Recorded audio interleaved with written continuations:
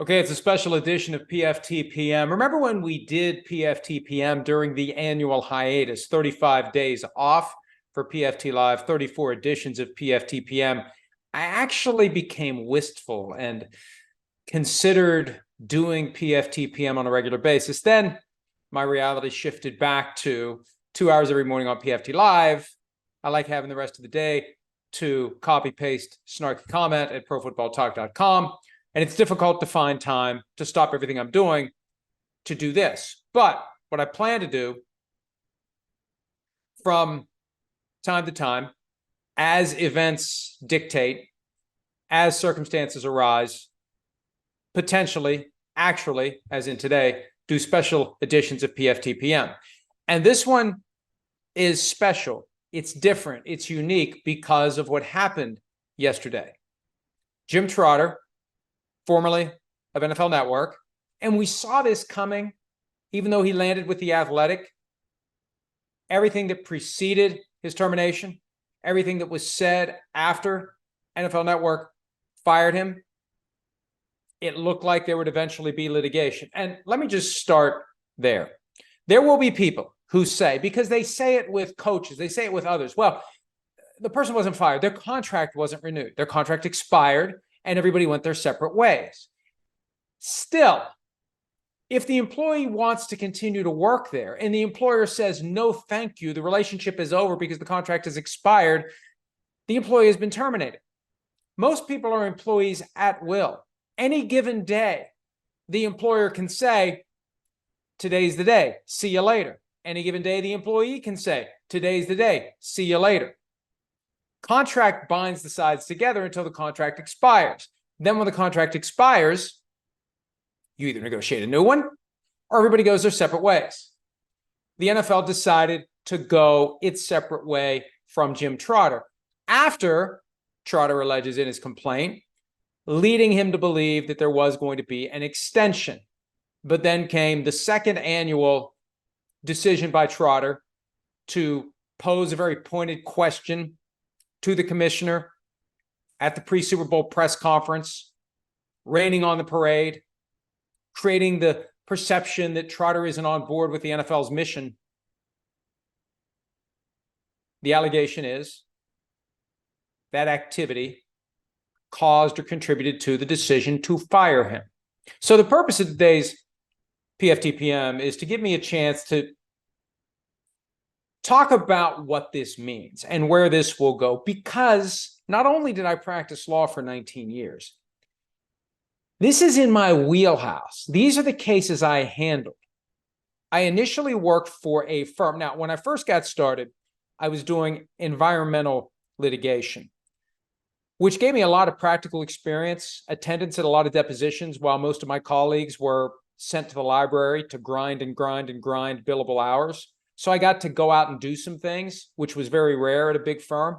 Then when I moved from Pittsburgh to West Virginia, I started working for a firm that represents employers. And the problem is, when you're a young lawyer aspiring to compete for partnership and eventually achieve it, as I did, and that's not I did, and then I left, but I was climbing a mountain. And when you're trying to climb the mountain, what you do is, when one of the firm's institutional clients has been sued by a former employee who alleges some sort of discrimination or retaliation, you take that case. You don't have the luxury, as somebody who has a mortgage, a young child, and aspirations to become partner. You can't say, you know what, I looked at the file, I really don't believe in this one. Can I have another one instead? You have to go forward with the case, even if you think it's a dog. And the problem is, most of these cases are filed for a reason. And if you don't really believe in it, you have to make yourself believe in it. You have to fight for the client, but then at the right time, you have to say to the client, probably a good idea to settle this. See, you have to be an attorney, you have to fight, you have to be zealous, but you have to be an advisor, a counselor, somebody who goes back to the client and says, you know, here's our problem. And the client can get mixed signals, because the client reads your paperwork, sees you in court, sees you fighting for the client's interests, and then the client hears you say, here's why you may lose. And the client's like, well, why'd you say all that stuff out in court? Well, because that's where I try to do everything I can to help us win. But when it's just us, I got to tell you, is a shit case, pardon me. So after I did that for a while, I decided I want to be the one who decides which cases I take on. I want to take on the cases I believe in. And I saw enough times that the employers were screwing the employees and paying law firms to help them get away with it and cover it up. I thought, there's probably enough people out there that have been screwed, and I know how these cases go. I trust my instincts, and I just feel better about helping somebody who's been cast out of their employment into the wilderness of unemployment. And if I don't believe in the case, I just say no. I just take the cases I believe in, plain and simple. So I've been there, I've done that, and I know how hard it is to prove that someone has discriminated against or retaliated against someone. And those are the two main claims here. Brought under federal law, New York state law, and New York City law. The notion that Jim Trotter was the victim of discrimination on the basis of race and or color, and he was retaliated against for engaging in protected activities, specifically sounding the alarm within NFL Network that the newsroom has underrepresentation of Black reporters and employees, and leadership at NFL Network, NFL.com, is devoid of sufficient representation of Black employees, given that the league is made up of 70% Black players. So the argument is this: he was agitating in a way that the law not only protects, but encourages employees agitate. And for his agitation, he was rewarded with a one-way ticket out of the workplace. And the one case that I can compare that to, that I took all the way through to trial 19 years ago this month, an employee, and I'm not going to name names and I'm not going to name companies, but an employee of a company that does refurbishing and maintenance on planes. There was a question about whether or not folks were properly applying and utilizing the procedures to make sure that the engine is properly refurbished. And it gets complicated, but the bottom line is there was a troublemaker in the eyes of the employer. There was somebody who was standing up saying something's wrong here, and it creates a potential safety problem. So they concocted some bullcrap argument for firing him based upon an alleged violation of some rule that never gets applied to anybody else. See, that's the problem with big employers. They have a stack of policies this high, and they only apply them against the people they want to get rid of. And that's how you prove something smells funny. Wait a minute, we got other people who did the same damn thing, or worse, and they're still gainfully employed. That's how you prove what's never going to be admitted. Because I guarantee you, no matter what happens in the Jim Trotter case, no one is going to sit on a witness stand on behalf of the NFL or NFL Network and say, yeah, you got us. We fired Jim Trotter because he was engaged in protected activities under federal, state, and local law, and we just didn't like that. It made us uncomfortable. He was taking it too far. He was saying it too often. He embarrassed the commissioner at his crowning press conference. Most important moment of the year for the commissioner, pre-Super Bowl. He rained on the parade by bringing up things we'd rather he not bring up. Oh, we've got problems and we've got work to do, and they'll admit it. The commissioner, in talking about it today with Stephen A. Smith on ESPN's First Take, he admitted they still have work to do. Troy Vincent has said on the record that the NFL's track record when it comes to the hiring of Black coaches is essentially shameful. It's not an exact quote, but that was the message that Troy Vincent sent after the Brian Flores lawsuit. So they'll still never admit it. That's what Jim Trotter is going to have to prove through circumstantial evidence. And circumstantial evidence is fine. People think it's bad evidence. No, it can be very good evidence. And the best example of what circumstantial evidence is, and this is how I would explain it to juries in trials that relied on circumstantial evidence, in most cases like this do. You say to the jury, here's what circumstantial evidence is. Before I go to bed, I look out the window. I see my car parked out in front of the house. There's no snow on the car. I go to bed. I wake up the next morning. I look outside the window. It's not snowing. I never saw it snow. I have no idea that it snowed. But wait, there's 3 inches of snow on my car. Circumstantial evidence that while I was asleep, it snowed.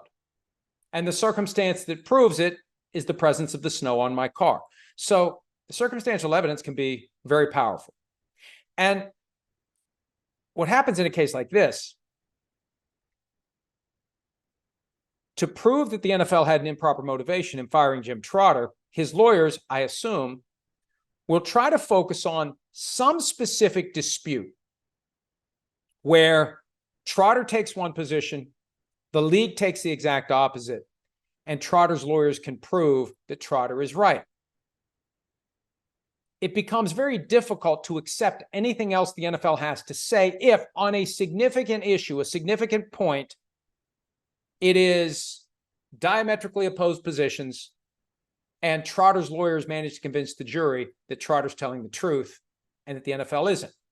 And that leads to what I always call the bad beef stew analogy. It's something that I would use on juries during closing argument. And it's when you do a trial, there's a certain element of, a comedian goes from town to town with the same material, and it's a different audience every time. You're never going to get the same person on a jury twice. And if that would ever happen, it would be so far removed from the last time, the person's going to forget.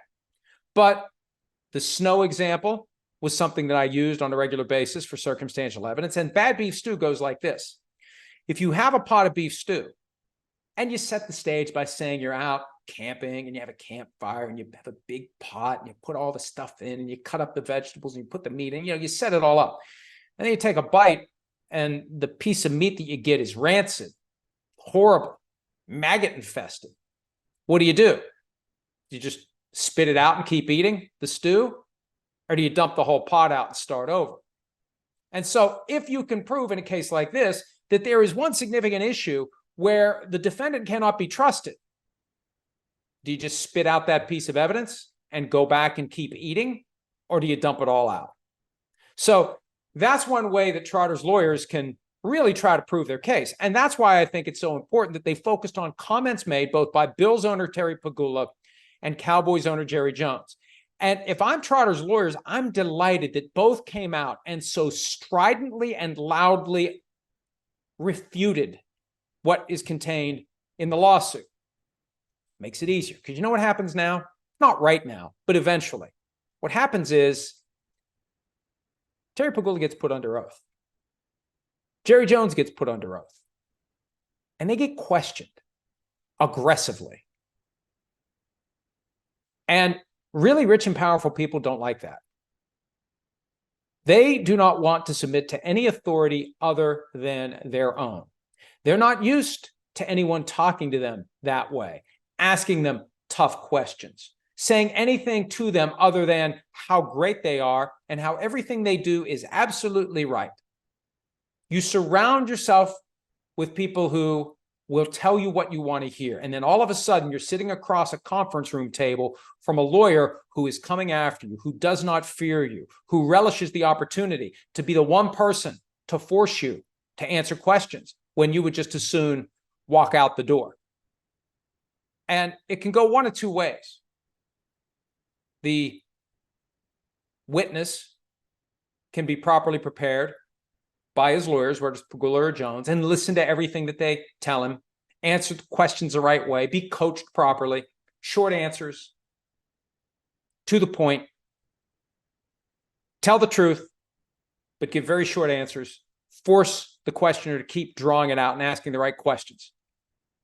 Basically, when I was preparing a witness to testify, I had a list of like 7 different answers you could give at a deposition. Yes, no, I don't know, I don't remember. And then if you're asked a question that requires a substantive response, you just keep it simple. What color is the sky? Blue. You can answer it with one word, blue. You don't have to get into, well, some days it's blue, and some days if it's cloudy, it's kind of gray, and then some days it's kind of hazy, and other days, blue. Because the more you talk, the more you give that lawyer something that lawyer can use to ask follow-up questions that maybe the lawyer hadn't thought in his or her preparation to even ask. And that's why the other way it goes, and this is the Jerry Jones way. If I had to place a bet on this, I would bet that when it's time for Jerry Jones to testify, no amount of coaching, if he even sits down for it, because he probably won't have patience for it. He's probably one of these guys that hates lawyers because they try to tell him what he can and can't do. They're going to coach him. They're at least going to try. And when it's time for him to go testify, he's going to believe he can talk his way. He can charm his way out of anything. Now, it's frustrating when you're the lawyer because you go into it with a binder. I used to have a binder full of questions. I would have 20 pages, sometimes more, with all my questions typed out in advance with some space in between so I can make some notes. But if you really want to prepare, you think of all the issues. What am I trying to prove? My one chance to interview this person, my one chance to try to get to the truth. What all do I need? So it's frustrating when you've got a witness who just goes on and on with this long answer. When are you going to get to the point? But you know what you do as the lawyer? Put the pen down and just sit there and let him keep going. And let him keep going. Maybe nod, maybe smile, and let him keep going. And listen very carefully, as frustrating as it may be, because you've got other questions to get to. And the witness is meandering through all sorts of nonsense. But there's a chance, and it's a pretty good chance. The longer that witness talks, eventually, that witness is going to say something that is going to help you in your pursuit of justice on behalf of your client. That's the Jerry Jones deposition in this case, whenever it occurs. So, if through the questioning of Jerry Jones, the questioning of Terry Pegula, the use of whatever corroborating evidence there might be. Now, the Jones comments were made in kind of a group setting. Will McClay, the VP of Player Personnel, was there.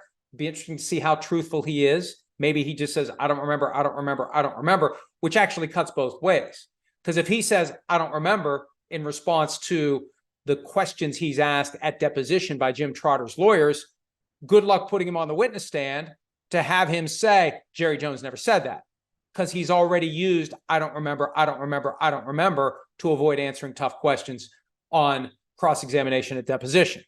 But anybody that was around, anybody that was part of that conversation will be questioned under oath to try to corroborate, to try to tip the scale one way or the other.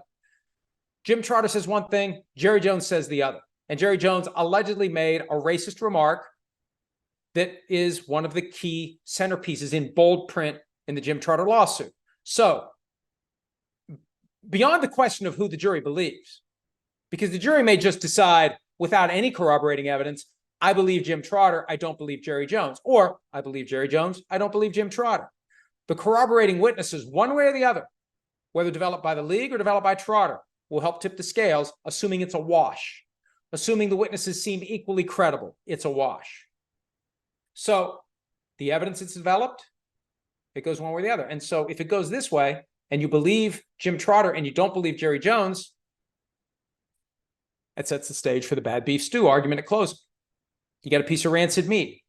You believe Jerry Jones wasn't telling the truth about what he said or didn't say to Jim Trotter at the 2021 Hall of Fame game between the Steelers and the Cowboys on the field before the game started. And if you believe Jerry Jones isn't telling the truth about that, and this is what the NFL wants you to believe, that something that you believe isn't the truth, and the NFL wants you to believe it, what else that they want you to believe isn't true? That's how the argument would go.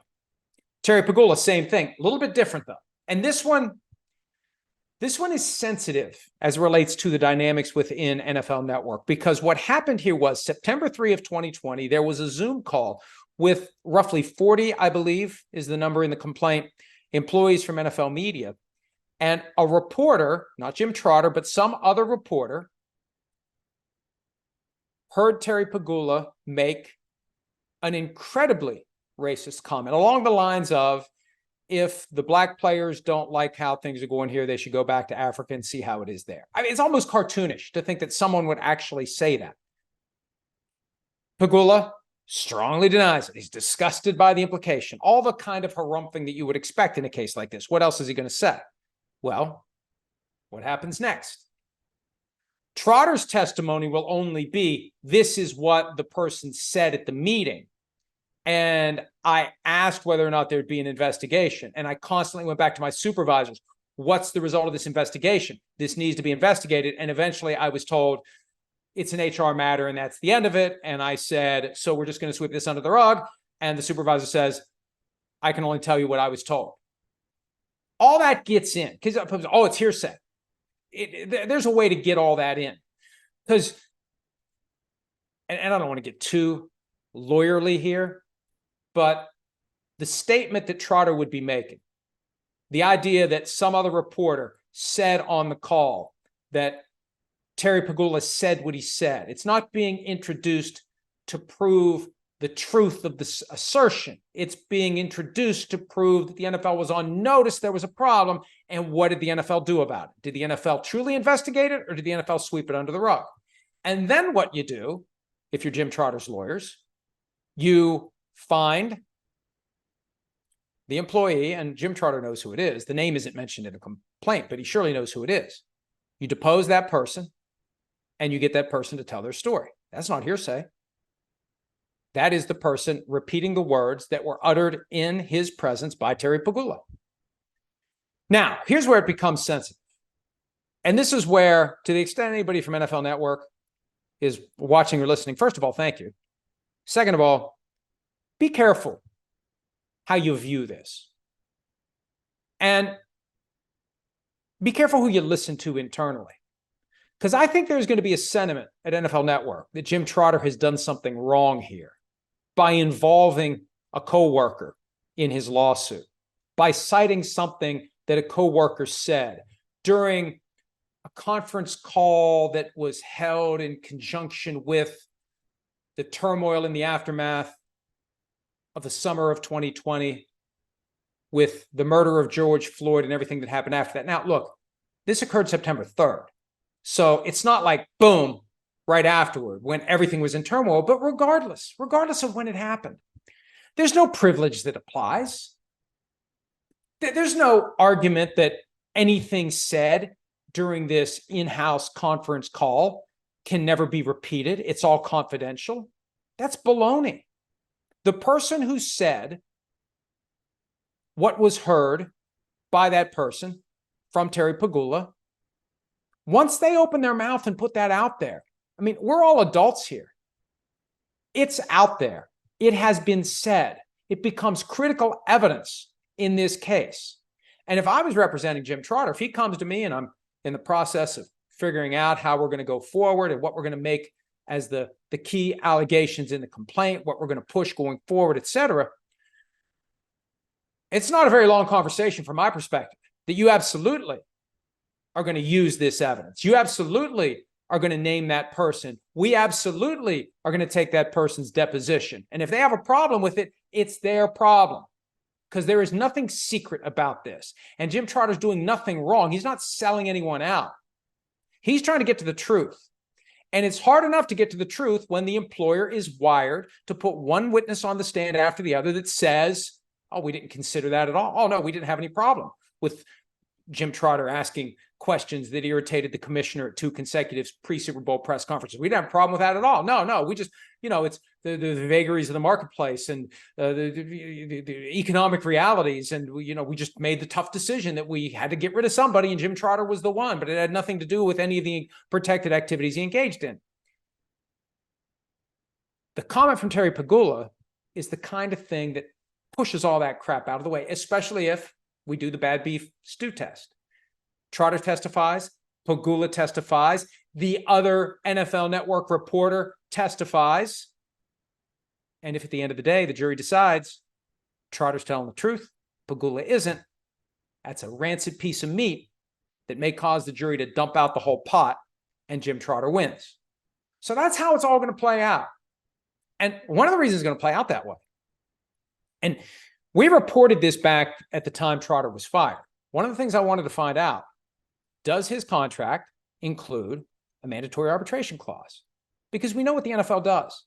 The NFL wants to take any case that would be in open court and force it to the secret rigged kangaroo court where nothing becomes public, nothing is said, no one can follow the case, it doesn't happen in open court, and, oh, by the way, Roger Goodell gets to pick who the person is that will decide the outcome of the case.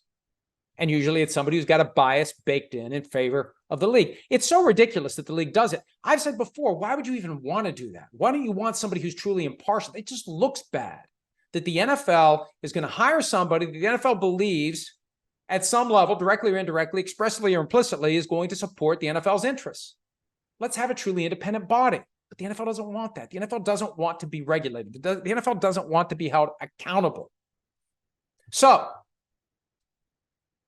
how does Jim Trotter have a contract that doesn't have a mandatory arbitration clause? I guarantee you he would have signed the contract. That's the perfect time to get somebody to agree to something like that. You want a job here? You got to sign the contract. Oh, there's some stuff in the contract you don't like? Well, I guess you don't want this job after all. We'll give it to somebody else. It's called a contract of adhesion. It's take it or leave it.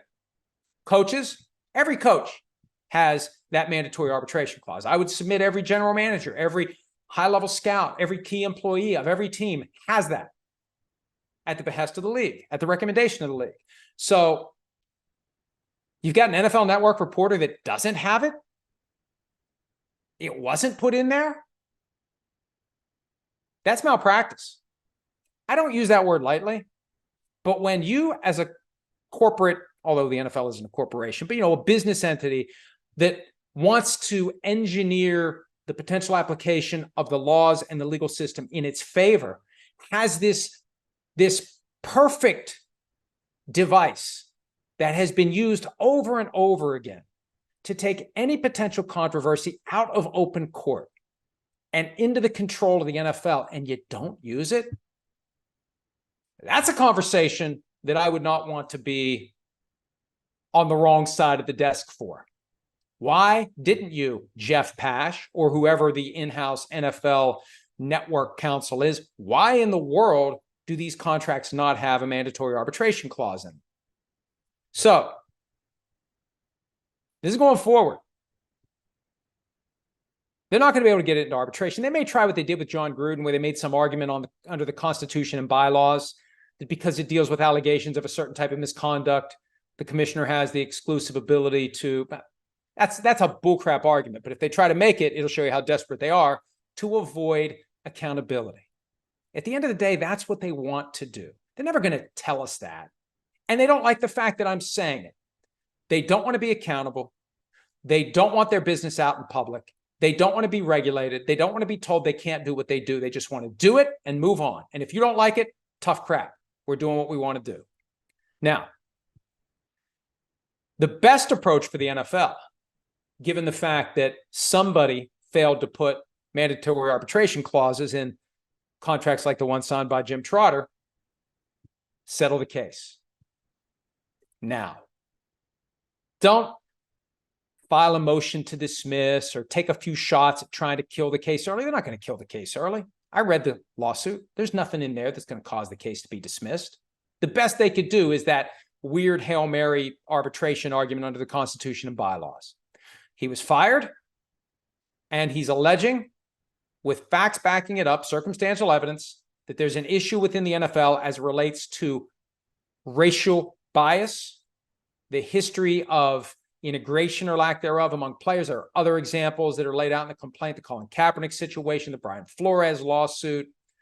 There's enough there that Jim Trotter will be allowed to go out and conduct discovery, question witnesses, get documents, text messages, emails, other materials the NFL would have, whatever materials may have been generated if and when they investigated the Pegula remarks or the Jones remarks, whatever they did or didn't do, all that's fair game. The only way to short circuit it is to pass the hat and write a check. And I suggested earlier today, $1 million from each team, $5 million from the Bills, $5 million from the Cowboys, $40 million. You put it on the table now for Jim Trotter.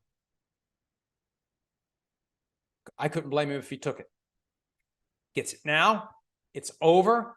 After taxes, 22, 23 million. You're set. You're set for life. Boom. It's over. You win. But, and I think if anybody is going to be able to walk away from that 40, because I'd have a hard time doing it. I think any of us would have a hard time. When you think of what that money can do for you, the kind of freedom it gives you, the kind of security it provides for your family, hard to walk away from it. You got a tiger by the tail. Are you going to keep pulling? Or are you going to take the big pot of money to let the tiger go? And you're just done with it. You can move on with your life. no testimony, no agitation, no worry, no stress, no trial, certainty. And I got it now. The NFL should do it. That's their best and easiest way to get out from under this thing and to not have to deal with Jerry Jones deposition testimony, Terry Pagula deposition testimony. What they should do, and this comes from the comments that Roger Goodell made on First Take. Because on one hand, it's like, well, we look into these things. Well, we already did. It happened a few years ago. We already did look into it. Yeah, but did you really look into it? What they need to do is resolve this and then truly investigate it. Because any investigation that would happen while the case is still pending is going to be conducted in a way that supports what the NFL is trying to do. They're going to circle the wagons. As long as the case is around, they're circling the wagons. And I've been there on both sides of it, where you've got a manager who is accused of wrongdoing that gave rise to a lawsuit. The company has to decide right out of the gates. Do we believe this person? Do we circle the wagons around this person? Or do we throw that person to the wolves and hope for the best? If you do that, the best is still going to be pretty bad, because you're essentially admitting that person whose conduct flows directly to you, because that person is your representative. That person was acting on your behalf. Hard to win the case if you do that. A lot of times what happens is the company circles the wagons around the employee, fights like hell, settles the case, or loses at trial, and then the manager who was accused of wrongdoing is gone. Once the dust settles, once the case is over, once the check clears, once the settlement agreement is signed, that manager is gone. So the best case here would be settle it and investigate it. And go wherever the facts may take you. A real investigation. And if it's determined Terry Pagula said it, some sort of a sanction, whatever the appropriate sanction is. If it's determined Jerry Jones said it, whatever the appropriate sanction is. Now, if they would make a settlement offer and Jim Trotter says, no, I want to keep going. No, I want to keep going. There will eventually be a trial. The only way we avoid a trial is if the NFL wins on some sort of motion right out of the gates, motion to dismiss. The more common attack is after all the discovery has happened, the NFL will file what's called a motion for summary judgment. You may have heard that term in other contexts recently. Basically, what it means is, hey, judge, there's no need for a trial here. There's no issue that we need to bring a jury in to try to figure out, because based upon the undisputed record of evidence, we can apply the law to the undisputed facts and we win. That would be the argument. And I've done that from the employer's perspective. One of the things you would do when you're putting together your materials and your preparations for a deposition of the person who is suing you, you got a list of admissions you hope that maybe you can get the person to make, because if they admit them, then they become undisputed, and those undisputed facts can lay the foundation for a victorious motion for summary judgment. The NFL will try to do that. When it gets real is when that motion is denied, because usually it's not long before the trial date that the judge issues a decision on the motion for summary judgment. After that, it's time to get ready. It's go time. And wouldn't it be great? Now look, I know I work for an NFL broadcast partner, and I know the NFL probably doesn't like me saying this, but boy, wouldn't it be great to have an opportunity to really see what's under the rocks, what's under the stones, what really goes on, what's really said. It's always hidden. It's always sent to arbitration. This is an opportunity to find out. I'd have to consider going to Manhattan and sit in front row for the festivities. Do PFT Live, head to the courthouse. Seriously. Chances are it's never going to happen because most of these cases do settle. But if Jim Trotter is determined, if he's determined to say no to whatever they offer him, if he's able, through the help of his lawyers, to win any efforts by the league to end the case prematurely, there will be a trial, and we'll see what happens. And I figure something like this would be, it differs from jurisdiction to jurisdiction, 1 to 2 weeks, depending upon how many issues really are grappled with at trial. Jerry Jones, Terry Pagula, the circumstances surrounding Jim Trotter's termination. He's also got a Damar Hamlin wrinkle that I'll be posting about, where he claims he was told by Brian McCarthy, the chief NFL spokesperson, to stand down when Jim Trotter was getting ready to go on air and report some of the things that others reported, that the league initially wanted the Bills and the Bengals to keep going after the Damar Hamlin cardiac arrest. That's a very sticky subject for some in the league office. They don't want anything out there that would support the idea that they plan to go forward with the game. And I don't know why. It would just be easy to say, that's what we always do. We always move forward after a player injury. That's what we were going to do here until we realized how serious it was.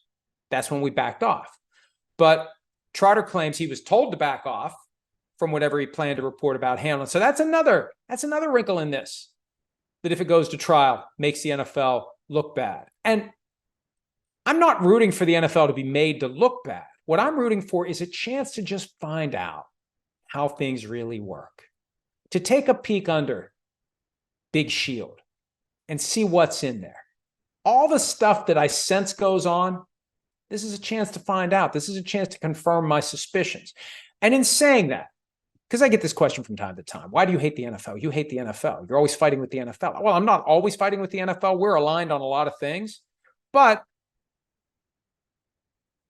there's a separation in my mind between the NFL as a broader structure with all the teams and the games and everything we love about football, and the league office, which is the NFL, which has oversight of the game. I believe from time to time they engage in business practices that are unbecoming to this mythology that was created back in the 70s. And I've said this before. They built up through NFL films this pedestal that the league resides upon. So now, I mean, it worked on 10-year-old version of me. Now that I'm grown and I understand how this stuff works, I hold them to the standard that John Facenda's voice created. So that's why I do it. I want what's best for the league. And like any organization, there are going to be people who think they're acting in the best interests of the organization, but they're really acting in their own best interests. They're trying to implement something that helps them to the detriment of the broader cause. So that's the long and the short of it. Maybe longer than shorter, but to the extent you're interested in what's going to happen with Jim Trotter, that's my perspective based upon my experience handling cases like this. And we'll continue to watch the case, and maybe we'll have more of these segments based upon the evidence that comes to light. Now, I promised that I would answer some questions. I've got a few. I'm going to take a look at them to see whether there's anything I haven't already discussed. PFTP and Posse, this won't do it, but is there truly anything that can legitimately bring down or even tarnish Jerry Jones? He seems to be bulletproof and made of Teflon.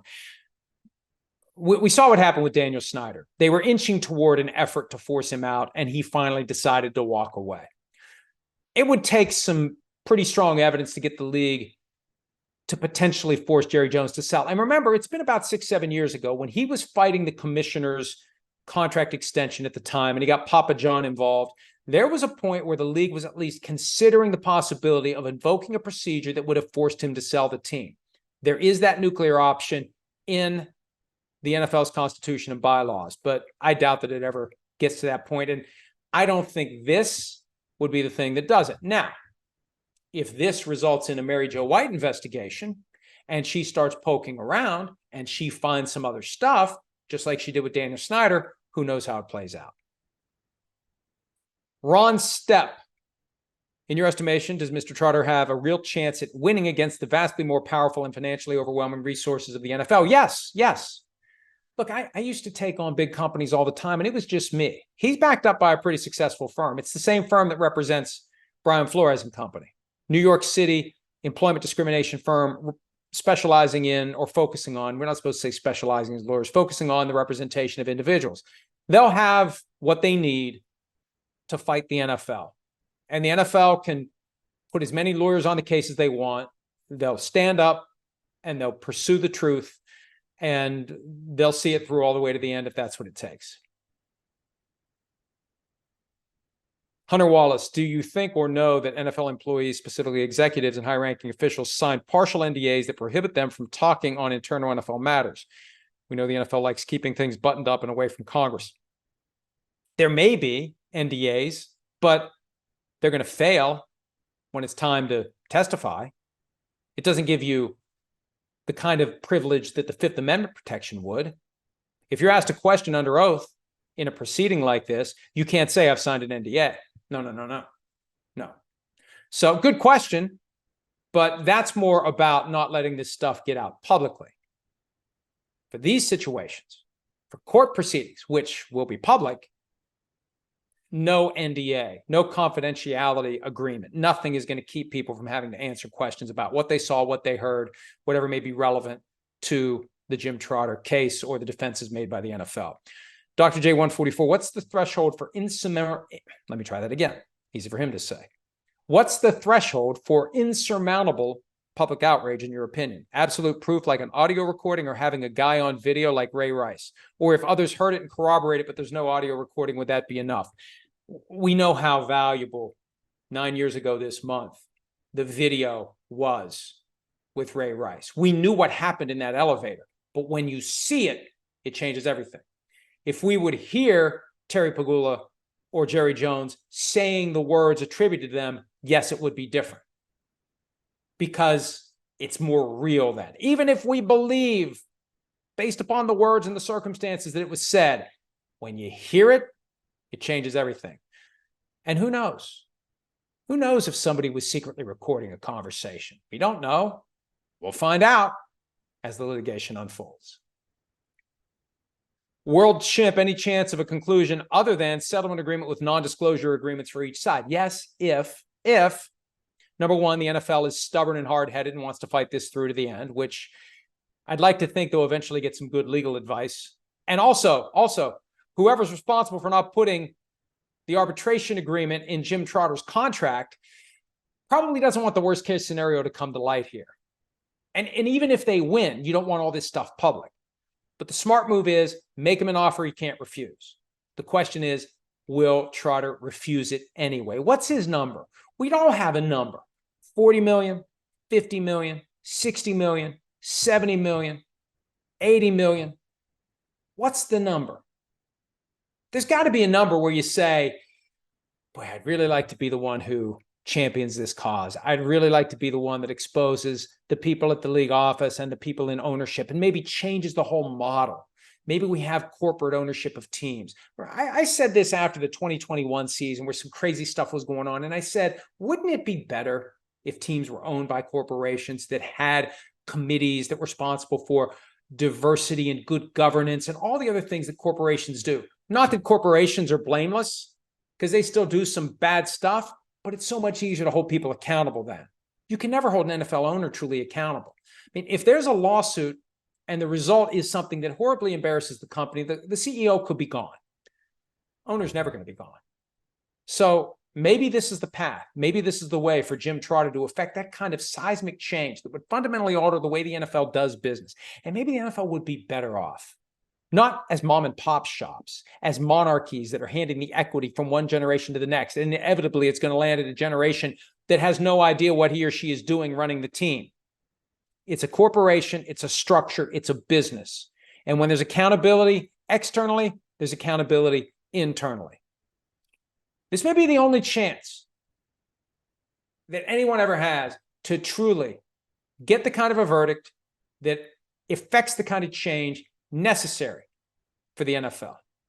And I would submit that I think the NFL would be better off if all 32 teams were corporations and all 32 teams had the appropriate structures in place to support human resources complaints, to take these issues seriously, to make people accountable, to change CEOs if necessary, to have people in those jobs who earned it, not simply married the right person or is the child of the person who held the equity. Shouldn't be that way. Not for businesses this big. Not for businesses that are essentially public trusts. And you're stuck. There's 10, 12 teams out there with bad owners. The teams with good owners like it. The fans of the teams with bad owners are stuck. Craig Evans, 48, what percentage do you give for this to actually reach court? Will it be settled? I don't know at this point. It comes down to how stubborn the NFL will be to put real money on the table and how stubborn Jim Trotter will be in saying no to that offer. And will the NFL, once it decides to settle the case, if Trotter says no, will the NFL keep putting more money on the pile? And he says no. And will they put more? And no. And will they put more? And what point does he say, I'm sorry, but I can't say no? Murphy 1280. Why do you even waste your time? I mean, that's fine. Thanks for the warning. No interest. Fine. Why do you even waste your time responding? If you're not interested, just move along. This is for the people who are interested. So Murphy 12800, you wasted 30 seconds of your life you're never going to get back, as I just did. Keith Horton, do you suspect there are any efforts to settle this prior to litigation?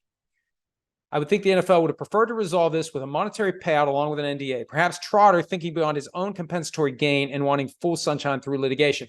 That's a fair question. Did they try to settle it? Because that'll happen from time to time.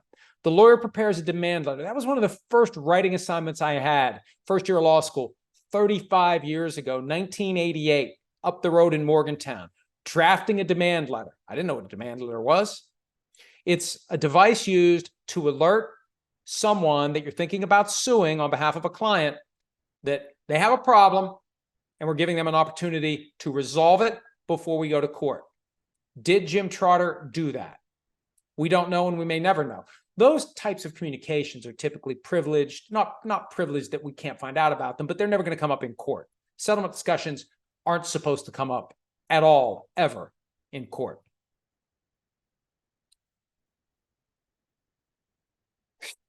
Some of these questions are completely unrelated to today's topic, but that's fine.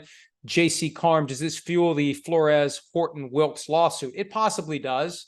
But again, some of those claims have been sucked into the secret rigged kangaroo court. And as I recall, there was a decision made that some of the claims stay in court, some of the claims go to arbitration. And I think both sides filed with the presiding judge motions for reconsideration of that ruling. And I think those motions are still pending. And the case was filed 19 months ago. Just shows you how slowly these civil cases can move.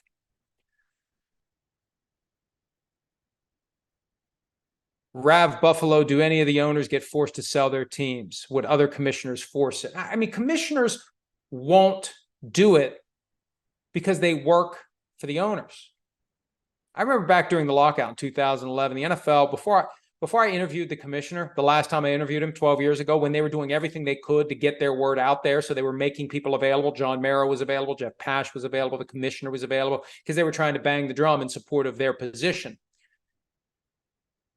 I was fed this line of crap, frankly, that, well, the commissioner is not by the commissioner. This was in the pre-interview negotiations where they try to tell you what you should ask. Well, remember, the commissioner is the, commissioner of all constituencies in football at every level. The commissioner doesn't just represent the owners, which frankly is baloney. It is. The owners hire the commissioner, the owners pay the commissioner, the owners decide whether to keep the commissioner. So the owner ultimately is beholden to the commissioner. Question from John Haley. Jerry Jones and Terry Pegula aren't specifically named as defendants, but the NFL is. Is there any legal distinction given that Jones and Pegula are part owners of the named defendant? Further, can Jones, Pegula be compelled to testify at trial, or must they only submit to pretrial depositions? They'll testify at everything. And they are part of the NFL. They own the franchises that make up the NFL. They didn't need to be individually sued for this. And there's no evidence that they were involved in the ultimate decision-making process that resulted in Trotter not being employed by the NFL. So they're in this, and they'll testify at deposition.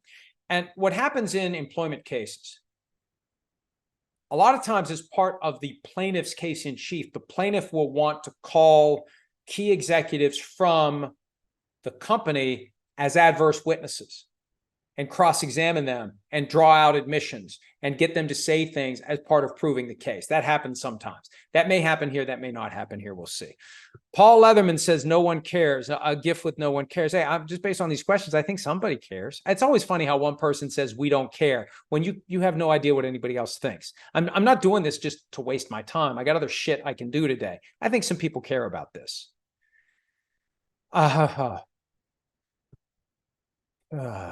There's some other stuff here. Let's just, I'm just going to keep going. Here's a question from Derek Arthur. Who else was in the room during the Terry Pegula comments? We'll find out during the litigation. At least one other person. And that's where it becomes interesting. How many other people were there, and will they corroborate what the NFL Network employee said during the September 3, 2020 Zoom call, or will they refute it? And will the NFL Network employee even admit to it?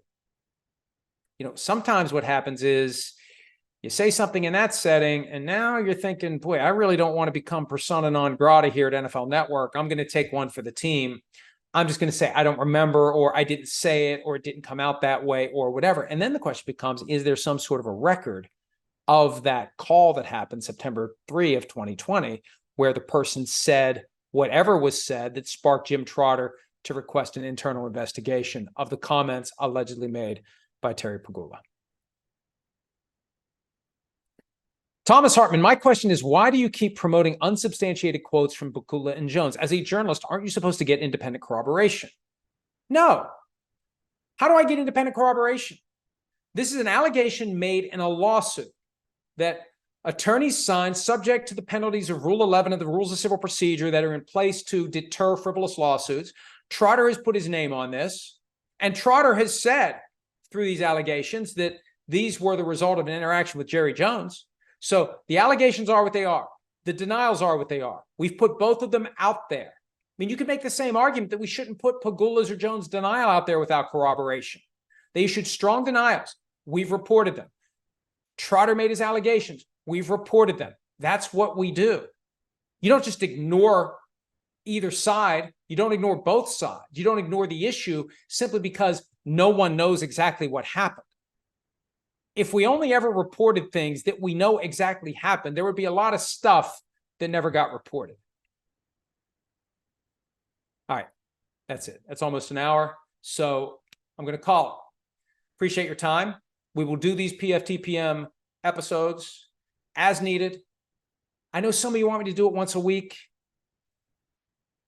We'll see. Probably not. Maybe there'll be something every week that justifies a special edition of PFTPM. For now, that's all we have to say about it. Continue to check us out around the clock at ProFootballTalk.com. We'll be covering this story and every other story throughout the National Football League. The season is upon us, and there is a lot going on, and we appreciate your time. You have plenty of options for the things that you do when you're at work or at home or traveling or wherever. Any of the time you spend with any of our offerings is greatly appreciated. We'll see you the next time we do a special episode of PFTPM. Hi, it's Mike Florio. Thanks for watching PFT on YouTube. Hit subscribe for the latest news and analysis from Pro Football Talk.